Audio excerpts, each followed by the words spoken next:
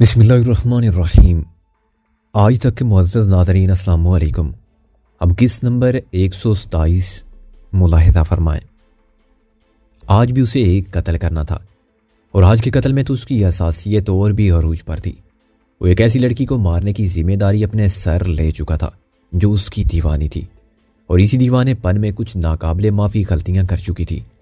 اس کا دل تعصب سے بھرا ہوا تھا۔ وہ سوچ رہا تھا کہ کاش نوبت یہاں تک نہ پہنچتی۔ کیا سوچ رہے ہو رستم؟ وہ پھر کھولے سے بولی۔ سوچ رہا ہوں جب میں شام کو یہاں آیا تھا تو کمرہ خالی تھا، تم یہاں نہیں تھی۔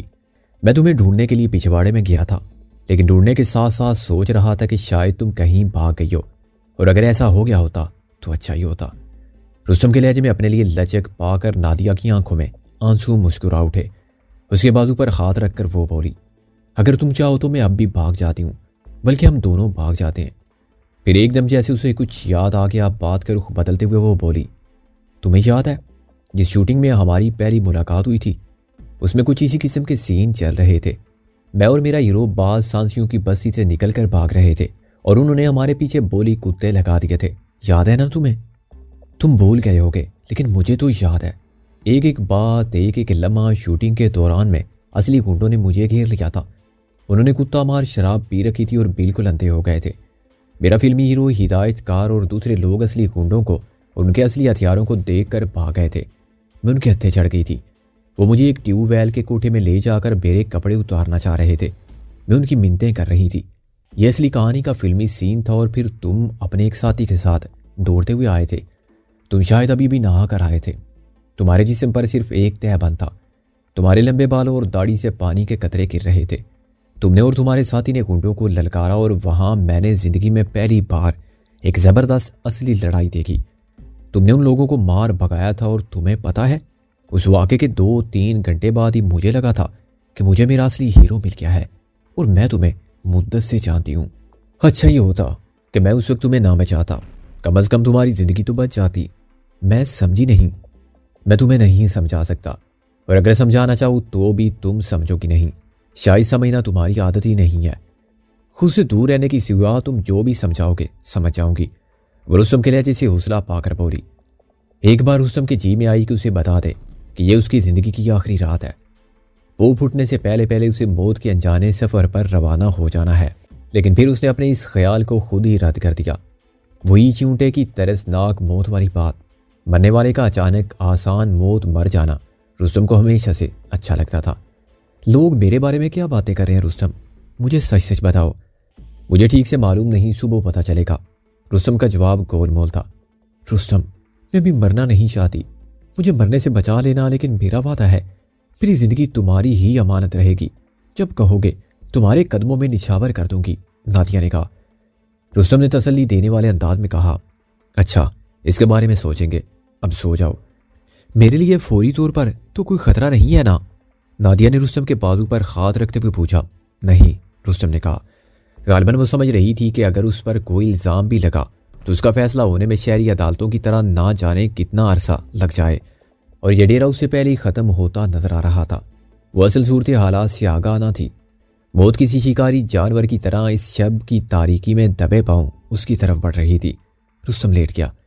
رستم کے موڑ سے شاہ پا کر اس سے زیادہ فاصلے پر نہیں لیٹی۔ اس کا ایک ہاتھ تاریکی میں سرک کر رستم کے بازو پر آ گیا۔ تمہیں گرمی نہیں لگتی؟ موسم کافی بدل گیا ہے، اس کی قمیض کے بٹن کھولتے ہوئے بولی۔ رستم خاموش رہا۔ اس کا نازک ہاتھ رستم کے سینے کے بالوں پر پھسلنے لگا۔ وہ اس کے قریب کھسک آئی اور اس کے بازو سے لگ کر لیٹ گئی۔ اس کی گرم سانسیں رستم کی گردن سے ٹکرانے لگی۔ رستم بی بی کے بارے میں سوچنے لگا۔ خیالوں میں اسے کہہ رہا تھا، بی بی یہ میرے پاس آپ کی امانت تھی، مجھ سے جہاں تک ہو سکا میں نے اس کی حفاظت کی، بی بی اسے سنبھال کر رکھا۔ ایک آدھ کے اندر رہتے ہوئے یہ کوشش بھی کی کہ یہ ناخوش نہ ہو، لیکن جو یہ چاہتی تھی بی بی وہ میرے لیے ممکن نہ تھا۔ آپ سے بڑھ کر کون جان سکتا ہے کہ وہ میرے لیے ممکن ہو ہی نہیں سکتا، بی بی اب میں کیا کروں؟ یہ اپنی حرکتوں کے سبب اپنی بے وقت موت کو اپنے اوپر لازم کر چکی ہے۔ میں نے پوری کوشش کی ہے، لیکن یہاں کچھ بھی میرے بس میں نہیں رہا۔ میں جو زیادہ سے زیادہ کر سکا ہوں وہ یہی ہے کہ اسے ایک نہایت تکلیف دہ موت سے بچا کر آسان موت کی طرف لے آؤں۔ یہاں کے قانون کے مطابق اسے زندہ حالت میں کتوں کی خوراک بنایا جا سکتا تھا، لیکن ایسا نہیں ہوا۔ میں جو کچھ کرنے چاہ رہا ہوں اس کے لیے میں مجبور ہوں بی، مجھے معاف کر دینا۔ دور کہیں ایک ہیلی کاپٹر پھڑپڑاتا ہوا ٹیلوں پر سے گزر گیا۔ پہرے دار کی 3-4 تیز سیٹیاں سنائی دی، پھر خاموشی چھا گئی۔ نادیہ کا ہاتھ رستم کے سینے پر تھا، وہ اس کے بازو سے لگی ہوئی تھی۔ قمیص کے اوپر ہی سے اس نے رستم کا کندھا چوما، پھر گردن، پھر رخسار۔ رستم کی خاموشی سے حوصلہ پا کر اس کا سارا بدن چلنے لگا۔ وہ اپنے ارد گرد کے سارے حالات اور ماحول کو بھول کر رستم سے چمٹ گئی۔ وہ اسے چومنے لگی، سینے سے، ٹھوڑی سے، ہونٹوں سے۔ وہ ساکت اور بیئس لیٹا رہا۔ شاید نادیہ کو توقع نہیں تھی کہ ایک سنگلاخ پتھر میں اس طرح کا گداز نمودار ہوگا۔ وہ رونے لگی۔ اس کے آنسو رستم کے چہرے کو نمکین پانی سے تر کرنے لگے اور اس کے ہونٹ اس نم پانی پر پھسلنے لگے۔ اس کی گھنی زلفوں نے رستم کے چہرے کو ڈھانپ لیا۔ کتنی دیر اسی طرح گزر گئی، تب وہ نہایت جذباتی انداز میں سسکی، رستم میں تمہاری ادنا کنیز ہوں، اگر مجھے کوئی حکم دینا چاہتی ہو تو دے دو۔ نہیں، رستم نے نرمی سے کہا۔ وہ اس سے لپٹی رہی، اس کے چہرے پر والیانہ انداز میں جھکی رہی۔ رستم بے حرکت لیٹا رہا، پھر اس نے ایک گہری سانس لی۔ اس کا ہاتھ بہت دھیرے سے تکیے کی طرف بڑھا۔ تکیے کے نیچے بھرا ہوا کولڈ پسٹل موجود تھا۔ اس نے پسٹل نکالا اور اسے بڑی آہستگی کے ساتھ تاریکی میں حرکت دیتا ہوا نادیہ کی پشت کی طرف لے گیا۔ پھر پسٹل آہستہ آہستہ نادیہ کے سر کی طرف بڑھنے لگا۔ قدرت کی پھیلائی ہوئی جالیت اور توم پرستی کے نتیجے میں ایک اور جان چھانے والی تھی۔ پسٹل بڑی آہستگی سے سرکتا ہوا نادیہ کی نرم ریشمی زلفوں تک پہنچ گیا۔ وہ اپنی طرف بڑھنے والی موت سے بے خبر رستم میں مصروف تھی۔ اس کا جسم آگ کی طرح تپ رہا تھا۔ وہ رستم کے چہرے پر جھکی ہوئی تھی۔ اس کے سانسوں کی آمد و رفت بے حد تیز تھی۔ رستم کی انگلی لبی پر پہنچ گئی۔ وہ دونوں کمرے میں بچھی دری پر لیٹے ہوئے تھے۔ لالٹین کی لو نہ ہونے کے برابر تھی۔ کمرے میں چونکہ اندھیرا تھا، لہذا کھڑکی سے باہر کا منظر صاف دکھائی دے رہا تھا۔ بدریوں سے نمودار ہونے والی مدم چاندنی گائے بگائے قرب و جوار کو نمایاں کر دیتی تھی۔ باہر کی اس رات میں جنگلی پھولوں کی مدم سی مہک بھی شامل تھی۔ ہاں، یہ بہار تھی، لیکن اس میں خزاں کی تمام تروداسی اور سوگواری شامل ہو گئی تھی۔ لبی پر رستم کی انگلی ساکت ہو گئی۔ چند لمحوں کے لیے وہ تھراس سا گیا۔ یہ نادیہ کے مرنے کی عمر تو نہ تھی۔ وہ زندگی اور زندگی کی رونائیوں سے بھرپور تھی۔ اگر وہ کسی طرح بچ سکتی تو اس ویرانی سے دور لاہور کی جگمگاتی فلمی دنیا میں ایک شاندار مستقبل اس کا نصیب بن سکتا تھا۔ لیکن وہ بچتی کیسے؟ اس نے اپنے لیے کوئی راستہ ہی باقی نہیں چھوڑا تھا۔ راستہ تو شاید کسی کے لیے بھی باقی نہیں تھا۔ وڈے ڈیرے کے سارے مکین موت کے ناقابل شکست گھیرے میں موجود تھے۔ یہ لڑکی تو فوری طور پر موت سے گلے مل رہی تھی۔ رستم کو اس کے دشمن بے رحم قاتل گردانتے تھے، لیکن آج وہ سرے سے قاتل ہی نظر نہیں آ رہا تھا۔ اس نے بے قراری سے کھڑکی کی طرف دیکھا، جیسے ہی صورتحال سے نکلنے کی کوئی راہ ڈھونڈنا چاہتا ہو۔ اسے مراد نظر آیا۔ کمرے سے قریباً 100 فٹ کے فاصلے پر وہ بے قراری سے ٹہل رہا تھا۔ مدم چاندنی میں بھی اس کا ہیولہ بے حد مضطرب دکھائی دیتا تھا۔ اس کے کندھے سے لٹکی ہوئی شاندار AK-58 رائفل دوری سے دیکھی جا سکتی تھی۔ ٹہلتے ہوئے مراد کی نظریں گائے بگائے رستم کے کمرے کی طرف اٹھ جاتی تھی، جیسے وہ جلد از جلد فائر کی آواز سننا چاہتا ہو۔ وہ فائر جس نے نادیہ کی سطح پر عمل درآمد کا اعلان کرنا تھا۔ پھر رستم کی نگاہ مراد کے حکم میں گئی۔ مراد سے 20-30 قدم پیچھے اس کے درجنوں ساتھی بھی موجود تھے۔ وہ ایک الاؤ کے قریب بیٹھے ہوئے تھے۔ وہ سب بھی مراد کی طرح بے قرار تھے۔ گاہے بگائے ان میں سے کوئی شخص بلند آواز میں بولتا اور اس کی آواز کا غسیلہ پن ہوا میں سرایت کرتا ہوا محسوس ہوتا۔ رستم ایک گہری سانس لے کر رہ گیا۔ وہ وڈے ڈیرے میں مراد گروپ کی طاقت اور ان کے اثر و رسوخ سے بخوبی آگاہ تھا۔ در حقیقت ڈیرے کے مکینوں میں سے بہترین ہتھیار اور ساز و سامان مراد گروپ کے لوگوں کے پاس ہی موجود تھا۔ مراد گروپ میں مراد کے علاوہ کم از کم 8-10 بندے ایسے تھے جو اپنے اپنے علاقے کے مانے ہوئے دادا اور گینگسٹر تھے، اور یہ وہ لوگ تھے جو سر دھڑ کی بازی لگا کر مشکل سے مشکل صورت حالات کو اپنے بس میں کر سکتے تھے۔ اس موقع پر ان لوگوں کی مخالفت مول دینا اور اپنے ساتھیوں کو بدترین انتشار میں مبتلا کرنا رستم کے لیے کسی طرح بھی ممکن نہ تھا۔ اور پھر یہ امر بھی ایک ٹھوس حقیقت رکھتا تھا کہ نادیہ سے سنگین ترین جرائم سرزد ہوئے تھے۔ نادیہ کو سزا سے بچانے کی کوشش کا مطلب یہ تھا کہ نادر کاکا کے بنائے ہوئے اصول کے پر خچے اپنے ہاتھوں سے اٹھا دیے جاتے۔ آج تک یہ ڈیرا انہی اصولوں کے مطابق چلتا تھا، اور یہی اصول تھے جس نے 3-4 مختلف گروپوں کو اکائی کی شکل دے رکھی تھی۔ ٹھیلوں کے درمیان بے قراری سے ٹہلتا ہوا مراد اس وقت رستم کو بہت برا لگا، لیکن اس کے ساتھ ہی رستم نے یہ بھی محسوس کیا کہ صورت حالات سے نکلنے کا کوئی اور راستہ نہیں ہے۔ یہ امتحان کا وقت ہے اور رستم کو ہر صورت اس امتحان سے گزرنا تھا۔ ایک عجیب جذبے کے تحت رستم نے نیچے لیٹے لیٹے نادیہ کو اپنے ساتھ لپٹا لیا، جیسے بچے کو انجیکشن لگتے وقت گود میں بھینچ لیا جاتا ہے۔ نادیہ کے ہونٹ بے قراری سے رستم کے ہونٹوں سے پیوست تھے۔ یہی وقت تھا جب رستم نے لبی دبا دی، گولی دھماکے سے نکلی اور نادیہ کی کھنپٹی میں اتر گئی۔ وہ صبح عجیب اداسی اور سوگواری کے ساتھ طلوع ہوئی۔ دھوپ دھیرے دھیرے پوٹوہار کے مخروطی ٹیلوں کو روشن کرنے لگی۔ نادیہ کی لاش پچھلے 6 گھنٹے سے کمرے میں پڑی ہوئی تھی۔ اس کی کھنپٹی سے بہنے والا خون دری کے ایک بڑے حصے کو رنگین کر چکا تھا۔ یہ خون اب صاف کر دیا گیا تھا، لیکن نشان تو باقی تھا۔ کمرے کے اندر صرف شاہدہ اور حنیفہ موجود تھی۔ حنیفہ تو تشدد والے واقعے کے بعد بالکل گمسم بلکہ پتھرائی ہوئی تھی۔ وہ کسی سے بات کرتی تھی، نہ کسی کی طرف دیکھتی تھی۔ اس کے جسم اور چہرے پر زخموں کے نشان تھے۔ اب بھی وہ سکتہ زدہ سی نادیہ کی میت کے سرانے بیٹھی ہوئی تھی۔ نادیہ کے جسم اسی موٹی اوڑھنی سے ڈھکا ہوا تھا جو وہ رستم کی ہدایت پر ہر وقت اپنے سیما بدن پر اوڑھے رکھتی تھی۔ نادیہ کے پاؤں کی طرف شاہدہ بیٹھی تھی اور مسلسل سسک رہی تھی۔ رستم دور ایک ٹیلے پر خاموش بیٹھا ہوا تھا۔ جس پستل سے اس نے نادیہ کو ہلاک کیا تھا وہ اب رستم کی ہولسٹر میں تھا اور اسے اپنے پہلو میں کسی انگارے کی طرح محسوس کر رہا تھا۔ چھجے کے سامنے نادیہ کی تجہیز و تکوین کی بات ہونے لگی۔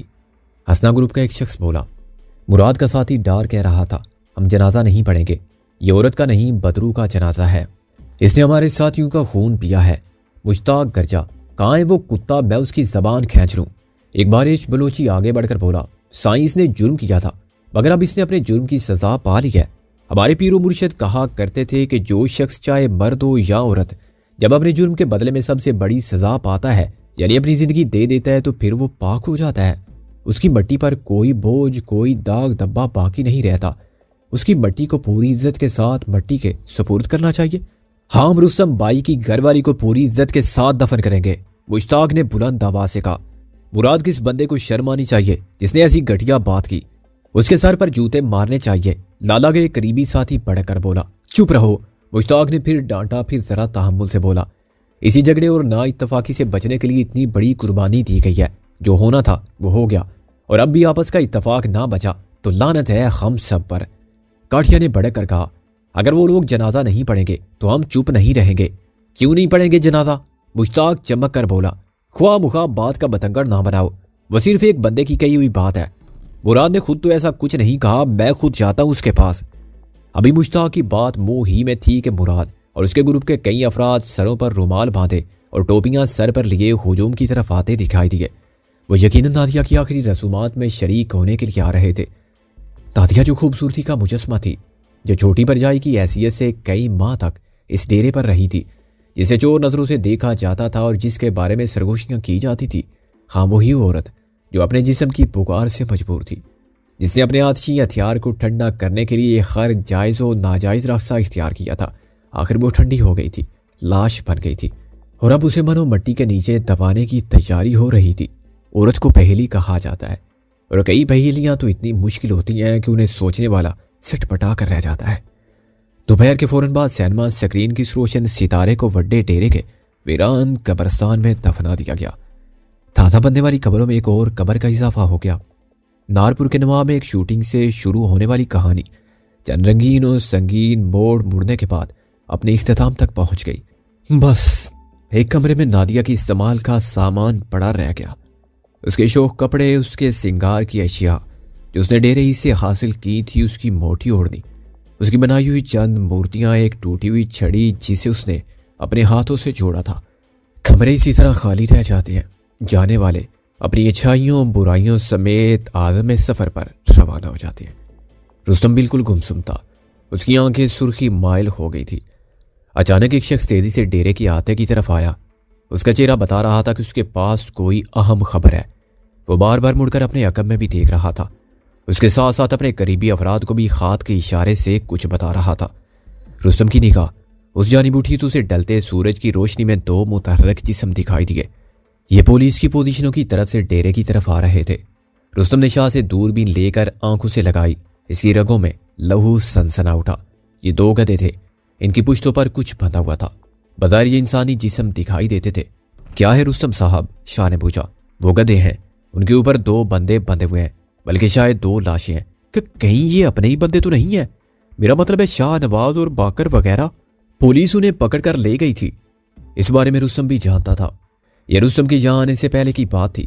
ये लोग बारूदी सुरंगों के हिसार के पास से पुलिस के हत्थे चढ़े थे। ये कुल 4 बंदे थे। 3 का ताल्लुक हसना ग्रुप से और 1 का मुराद ग्रुप से था। उनमें से शरीफ नामी एक बंदे ने बुलंदी से छलांग लगाकर खुद को ख़त्म कर लिया था। ताम 3 को पुलिस वाले अपने साथ ले गए थे।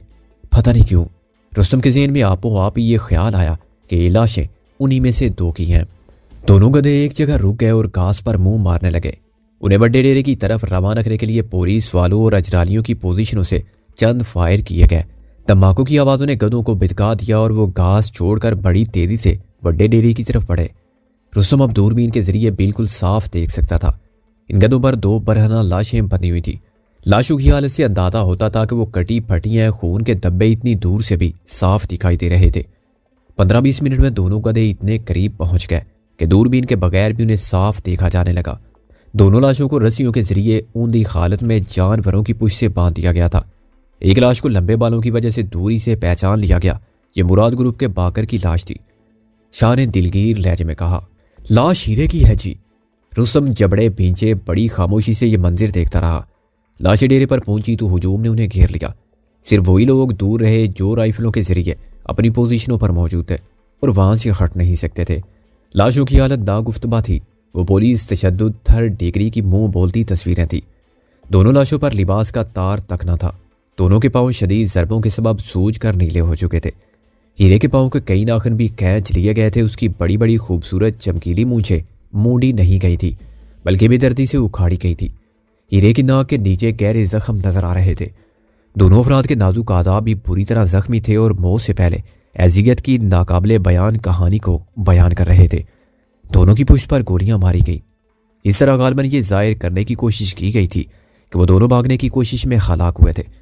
रुस्तम के लिए समझना मुश्किल ना था कि ये इस कार्रवाई का जवाब है जो रुस्तम और अजमल खान ने 2 दिन पहले की थी। उन्होंने न सिर्फ पुलिस वालों के हिसार में घुसकर 2 अजरालियों को जान से मारा था बल्कि उनके मजबूत तरीन मोर्चे पर अपना कब्जा भी तकरीबन कायम कर लिया था। यकीनी बात थी कि अगर डेरे पर जहरीली चाय वाला वाकया ना हो जाता तो पुलिस और अजरालियों को तारे नजर आ जाते। मुराद ने अपने साथी बाकर की लाश पहचानी तो सख्त जज्बाती हो गया। लाशों को खोलकर चारपाइयों पर डाला गया और उनके ऊपर चादरें फैला दी गई। दोनों चादरें देखते ही देखते खून से रंगीन हो गई। मुराद गरज कर बोला, ऐसी जिंदगी से मौत अच्छी है। एक एक करके मरने की बजाय अच्छा है कि एक ही बार सारे मर जाएं, उन खरामियों का गेड़ा तोड़ कर निकल जाएं। उसने अपनी जदीद ऑटोमेटिक राइफल हवा में बुलंद की और ऊपर तले कई फायर किए। तकलीफ में उसके दर्जन भर साथियों ने भी राइफलें आसमान की तरफ बुलंद की और ट्राई कर दबा दिए। हवाई फायरिंग से पूरा इलाका गूंज उठा। मुराद का साथी नवाज चिल्लाया, ठीक है मारो या मर जाओ, लड़ते हुए मरेंगे तो इज्जत की मौत तो मिलेगी, नहीं तो बाकर और हीरे की तरह तड़प तड़प कर मरना होगा। यह डिप्टी रियाज इंसान नहीं जानवर है और इस जैसे दरिंदे के हाथ आने से तो बेहतर है कि लड़कर अपनी जान दे दे। बिल्कुल ठीक है, 20-22 साला एक लड़के ने तायद की। ये बारूदी सुरंगें भी ज्यादा देर तक पुलिस वालों का रास्ता नहीं रोक सकेंगी। वो तो हेलीकॉप्टर को भी बार बार हमारे ऊपर से गुजारते हैं। बेहतर तो यही है कि एक दफा सब टूट पड़े, फिर जो भी हो देखा जाएगा। नौजवान के लहजे में तैश तो था लेकिन उसके साथ साथ डिप्टी रियाज के हाथों गिरफ्तारी का खौफ भी उसकी आवाज में लहरें ले रहा था। रुस्तम ने गंभीर आवाज में कहा, फजूल बकवास ना करो, हल्ला बोलने का वक्त गुजर चुका है। अब बोझ से काम लेना होगा। घेरा तोड़ने की कोशिश करेंगे तो वो एक एक को भून डालेंगे। मेरे ख्याल में अब पुलिस वाले चाहते भी यही हैं कि हम तैश में आकर कोई गलत कदम उठाएं और वो हमें खुदकार राइफलों की बोछाड़ पर रख लें। मुराद फुनकारा, तुम कहते हो कि हल्ला बोलने का वक्त गुजर गया है, लेकिन ये भी तो सोचो कि ये वक्त क्यों गुजरा। हम सब तो पूरी तरह तैयार थे। अगर जहर की वजह से सबको उल्टियां शुरू ना हो जाती तो सब कुछ प्रोग्राम के मुताबिक हो जाना था। ये मौका हमने गंवाया है और इसकी वजह तुम्हारी एक्ट्रेस बीवी है। अजमल खान खामोश खड़ा था मगर मुराद की गुफ्तगू सुनकर मजीद खामोश ना रह सका। वो आगे आया और मुराद की तरफ इशारा करते हुए बोला, हमने देखा है कि तुम सबसे ज्यादा बोलता है और उल्टा बोलता है। तुम कह रहे हैं कि रुस्तम सईद और उसकी बीबी की वजह से मौका हाथ से निकल गया, लेकिन ये भी तो सोचो कि ये मौका पैदा किसने किया था। रुस्तम सईद ने ही किया था। हम उनके साथ था, हमने सब कुछ अपनी आंखों से देखा है। इन्होंने अपनी जान पर खेलकर अजरालियों की पोजीशन पर हमला किया और उनका सब खतरनाक गन MG08 अपने कब्जे में लिया। हम समझता था कि इतनी बहादुरी वाले काम पर तुम सब रुस्तम साहिब का हाथ चूमोगे, लेकिन तुम उल्टा उन्हीं को इल्जाम दे रहे हो। مراد کا ساتھی نواز پھنکارا، خان یہاں تمہاری پیدائش ابھی 2-3 دن پہلے ہی ہوئی ہے، تم زیادہ ماما بننے کی کوشش نہ کرو، ہمارے معاملے میں ٹانگ اڑاؤ گے تو ایسا جواب دیں گے کہ دم میں آگ لگ جائے گی۔ اجمل خان نے سوالیہ نظروں سے رستم کو دیکھا، جیسے پوچھ رہا ہو کہ جواب دوں، اور اگر دوں تو کتنا سخت دوں۔ رستم نے اجمل خان کی طرف سے نگاہ پھیر لی اور بڑے گمبھیر انداز میں مراد کے ساتھی کی طرف بڑھا۔ رستم کا خوفناک انداز دیکھ کر وہ شخص گھبرا سا گیا اور بے ساختہ 2-3 قدم پیچھے ہٹ گیا۔ ایک لمحے کے لیے تو یوں محسوس ہوا کہ رستم اس پر اپنا پستول تان لے گا اور ہو سکتا ہے کہ گولی بھی داغ دے، لیکن پھر اس شخص کے قریب پہنچ کر رستم نے جیسے اپنے بے پناہ تیش کو کنٹرول کیا، دھیمے لیکن بے حد سنگین لہجے میں بولا، جب ہم بات کر رہے ہیں تو تمہیں درمیان میں سور کی طرح چلانے کی کیا ضرورت ہے؟ دفع ہو جاؤ یہاں سے، دور ہو جاؤ میری نظروں سے۔ اس کے لہجے میں کچھ ایسی بات تھی کہ ارد گرد موجود افراد کانپ کر رہ گئے۔ رستم نے مراد کی طرف انگلی اٹھائی اور بدستور اسی لہجے میں گویا ہوا، میری بات کان کھول کر سن لو مراد، اور اپنے ساتھیوں کو بھی سمجھا دو، جب تک لالا بیمار ہے میں سردار ہوں اور میں حکم عدولی برداشت نہیں کروں گا۔ میری بات سن رہے ہو نا؟ میں حکم عدولی برداشت نہیں کروں گا۔ مراد کے چہرے پر رنگ سا آ کر گزر گیا، لیکن وہ بولا کچھ نہیں۔ رستم کا غیظ و غضب اور اندرونی دکھ جیسے مراد کو مسمرائز کر رہا تھا۔ رستم نے ایک بار پھر مراد کی طرف انگلی اٹھائی، جس طرح مجھ پر ذمہ داریاں ہیں اسی طرح تم سب پر ہیں۔ اس نازک وقت میں اگر کسی نے بھی اپنی ذمہ داری سے غفلت کی تو میں خاموش نہیں رہوں گا۔ مراد اور اس کے ساتھی سر جھکا کر سنتے رہے۔ رستم فیصلہ کن لہجے میں بولا، پولیس پانڈو کی طرف سے واپس اپنی پہلی والی پوزیشنوں پر آ چکی ہے، اب ہم حملہ کرنے کے بارے میں سوچ بھی نہیں سکتے۔ اپنی اپنی پوزیشنوں پر جاؤ اور پوری طرح چوکس ہو جاؤ۔ خاص طور پر مراد، تمہیں اور تمہارے ساتھیوں کو چوکس ہونے کی ضرورت ہے۔ تمہارے پاس بہترین ہتھیار ہے اور تمہیں جو پوزیشنیں دی گئی ہیں وہ بھی سب سے خاص ہیں۔ میں دیکھ رہا ہوں ان پوزیشنوں پر ہم وہ توجہ نہیں دے رہے جو ہمیں دینی چاہیے۔ اگر وہاں ہماری توجہ ہوتی تو شاید شریف کو خودکشی نہ کرنا پڑتی اور ہیرا اور باقی بھی گرفتار نہ ہوتے۔ بہرحال جو ہو گیا، اب مجھے اس طرف سے کوئی شکایت نہیں ہونی چاہیے۔ ان لمحوں میں رستم کا لہجہ واقعی ایک با اختیار سردار کا لہجہ تھا۔ کوئی اور موقع ہوتا تو مراد یہ لہجہ اور باتیں سن کر شاید خاموش نہ رہتا، لیکن اس وقت وہ خاموش کھڑا تھا۔ اس کا چہرہ بتا رہا تھا کہ وہ نہ صرف رستم کی باتیں سن رہا ہے بلکہ ان پر عمل کا بھی ارادہ رکھتا ہے۔ نادیہ والی قربانی نے رستم کو جیسے چند ہی گھنٹوں میں ایک بااثر سردار کی ساری توانائیاں بخش دی تھی۔ اس کے ساتھی تو پہلے بھی اپنی جانیں لڑانے کے لیے اس کے ایک اشارے کے منتظر تھے، اب دیگر افراد بھی اس کے حکم کو پوری اہمیت دے رہے تھے۔ وہ شعلہ جوالا نظر آ رہا تھا۔ شانی رکشے پر سوار ہو کر نہر تک پہنچی۔ اس کا سارا جسم خشک پتے کی طرح لرز رہا تھا۔ ریاضی ٹیلر کے خوف نے آسیب کی طرح اس کے اعصاب کو جکڑ رکھا تھا۔ جمشید کی خون چکا لاش اور تایا معصوم کی بے بسی کی تصویر گائے بگائے اس کے سینے میں نشتر چبو دیتی تھی۔ وہ بھی پل سے کچھ فاصلے پر تھی کہ اسے پولیس کی 2 جیپیں نظر آئیں، ساتھ میں سفید رنگ کی ایک پرائیویٹ ٹویوٹا گاڑی بھی تھی۔ ڈپٹی ریاض کی ہدایت کے مطابق شانی نے رکشہ کچھ فاصلے پر رکوا دیا۔ شانی کی رعایا دے کر نیچے اتری۔ ایک طرف سے 2 سفید پوش پولیس والے برآمد ہوئے۔ آ جاؤ میڈم، ایک لمبے تڑنگے شخص نے کہا اور شانی کو ساتھ لے کر جیپوں کی طرف آ گیا۔ اگلی جیپ کا رنگ دار ونڈو گلاس نیچے اترا تو ڈپٹی ریاض کی کرخ صورت شانی کو نظر آئی۔ اس کی آنکھیں نشے میں سرخ تھی اور سیاہ ہونٹوں میں سگریٹ دبا ہوا تھا۔ اندر آ جاؤ بی بی جان، وہ بڑے دلار سے بولا۔ تایا معصوم کہاں ہیں اور تم نے کیا کہنا ہے مجھ سے؟ اندر آؤ گی تو بتاؤں گا نا، یہاں سڑک پر کھڑے کھڑے تو ساری کتاب نہیں کھول سکتا۔ شانی چلنے میں ہچکچاتی رہی، پھر ادھ کھلے دروازے سے گزر کر جیپ کے اندر چلی گئی۔ جیپ میں الکول اور تمباکو کی بو تھی اور اس سے بھی زیادہ شدید بو شاید ڈپٹی ریاض کے گندے جسم اور بوجھل سانسوں کی تھی۔ وہ وردی میں تھا لیکن قمیض کو پتلون کے اندر نہیں ڈالا گیا تھا، ٹوپی بھی سر پر نہیں تھی۔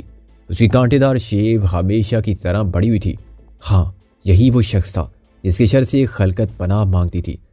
اس نے شانی کو مخمور نظروں سے دیکھا اور بولا، مجھے پتا تھا کچے دھاگے سے بندی آئے گی سرکار میری۔ بیٹھ جاؤ جان بی بی، تسلی سے بیٹھ جاؤ میری بی بی جان۔ شانی ایک نشست پر بیٹھ گئی، وہ سرتاپا لرز رہی تھی۔